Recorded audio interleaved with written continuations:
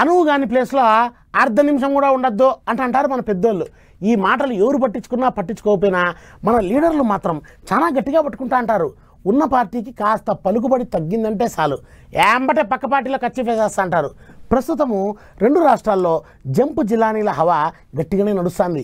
ఇన్నాళ్ళు తెలంగాణలోనే అనుకున్నాగానే ఇప్పుడు ఏపీలో కూడా జంపు జిలానీల జంపింగ్లో మొదలు పెట్టేసినారు. తెలంగాణలోనే అనుకున్నాము, ఏపీలో కూడా ఇక గేట్లు ఎత్తుతాన్రట.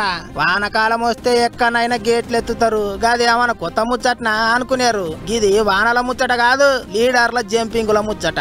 కూటమి సర్కారు వాళ్ళు గేట్లు ఎత్తితే ఉన్న తోడెం మంది వైసీపీ లీడర్లు కూడా జంపింగులు చేసుకుంటూ వచ్చి కండువా మార్చుకుంటారు అన్నట్టు మాట్లాడతారు ఇప్పుడు సైకిల్ పార్టీ లీడర్లు. ఈరోజు దాదాపు 17 మంది కార్పొరేటర్లు, కొంతమంది టీడీపీలో జాయిన్ అయ్యారు, కొంతమంది జనసేనలో జాయిన్ అవుతా ఉన్నారు, ఇంకా రావాల్సిన వ్యక్తులు కూడా ఉన్నారు. అంటే మనం కానీ కరెక్ట్గా గేట్ ఓపెన్ చేస్తే అక్కడ ఒకరో ఇద్దరు తప్ప మొత్తం ఈరోజు ఈ కొట్టుబులకు రావడానికి సిద్ధంగా ఉన్నారు.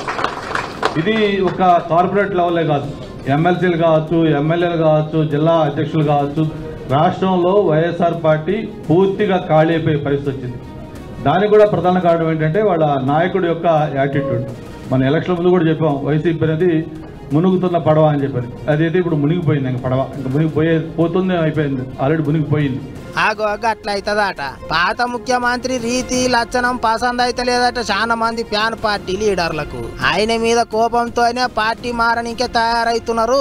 ఎమ్మెల్యేలు ఎమ్మెల్సీలు సైకిల్ పార్టీలకు వచ్చేందుకు తయారు ఉన్నారు అన్నట్టు చెప్తున్నారు సైకిల్ పార్టీ లీడర్లు. ఇక ఇప్పటికే విశాఖపట్నంలో 14 మంది కార్పొరేటర్లు ఫ్యాన్ పార్టీని ఇడిచిపెట్టి సైకిల్ ఎక్కిండ్రు. ఇంకో 9 మంది దాకా జనసేన పార్టీలకు పోనికే తయారైనరాట. రేపటెల్లుండి పవన్ కళ్యాణ్ సార్ చేతుల మీదకెళ్ళి కండువా మార్చుకుంటారట. ఇగిదిట్లుంటే వద్దు వద్దు అటు పోవద్దు అని మాజీ మంత్రి గుడివాడ అమర్నాథ్ ఎంత మొత్తుకున్నా కార్పొరేటర్లు చెవిన పెడతలేరట. మీటింగ్ కు పిలిస్తే సగానికి సగం మంది పోనేలేదట.